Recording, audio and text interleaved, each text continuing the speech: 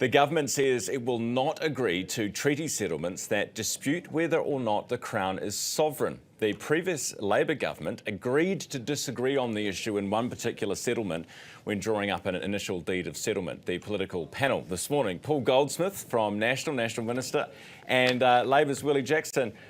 Good morning, guys. I thought you were in Auckland. Morning. Good morning. No, we're both in Wellington. We're in Wellington. That's a bit They're not a priority. bit disappointing. So Scrutiny Week continues, does it? Yes. Okay. Hey, Willie. Although the level of scrutiny from the opposition has been quite weak, actually. So, but you know, we're getting through it.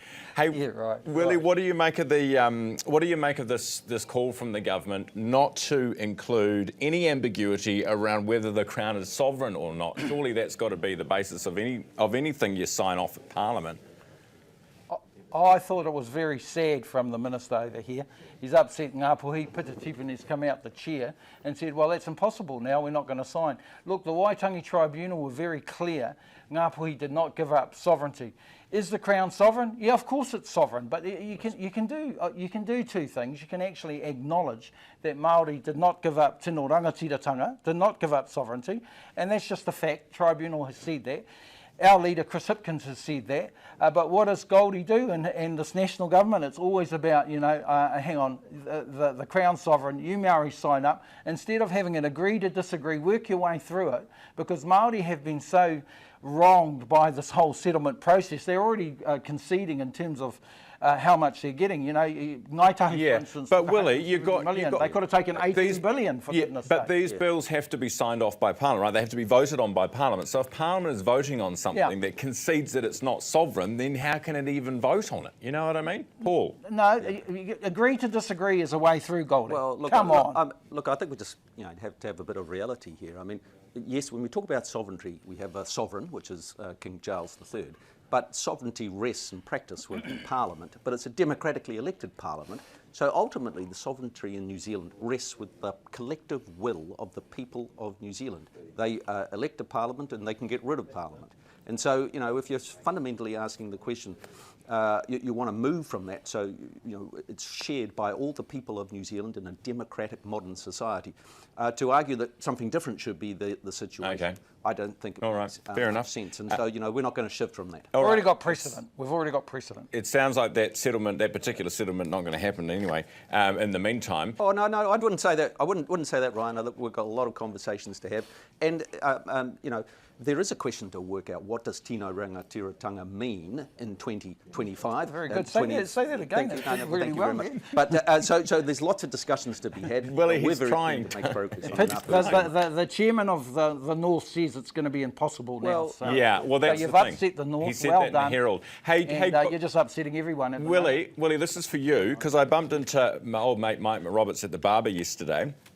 Not that he's got much hair left to cut.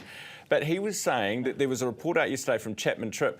The Māori economy is going to be worth $200 billion by 2030, which is double some previous estimates. That's massive. It's incredible what it's worth, and both governments, Labor and National, have to learn to work with Māori better. And I think this government's attempting to do that. They work with them in terms of iwi and all that. How do we tap into that potential? I think that's one of the big questions for this government, and I hope that they're able to do that. Yeah. That's the challenge. But it's not exactly dire straits, is it? I mean, they're actually performing very well, a lot of these iwi, which is great. Yes, they are, and there's huge opportunity to grow. And funnily enough, when you hear people worrying about fast-track legislation and so forth, quite often it's a lot of the iwi that want to get into the fast track and they want to invest and grow, get things going. So there's opportunities there. Minister, the funding cut to RNZ, 7%, and I know, Willie, you were trying to smash RNZ and TVNZ together, which would have cost us, I think, $300 million or something like that. But you're trying to save them 7%. You've been copying some flack. Do you think it's fair, Minister? Oh, well, look, the reality is that right across the budget, we have to make savings. It's a tough situation. We've inherited an economic mess and we need to get it back in shape. When I looked across the arts and the media space, there are a lot of entities that hadn't had much of an increase over the last 10 years. and so I didn't want to take money from them, but I did look at RNZ, which had had very significant increases, and I've taken a little bit. But look, I'm very confident they can still do a great job with those resources. They just need to think about how to make things more efficient, and that's what they're doing, and I've got every confidence they can. Willie, we might have to get them to fund you a new earpiece. You're having terrible trouble with that. I know, I've got it. All I've got to say is that I'm really disappointed by this broadcasting minister.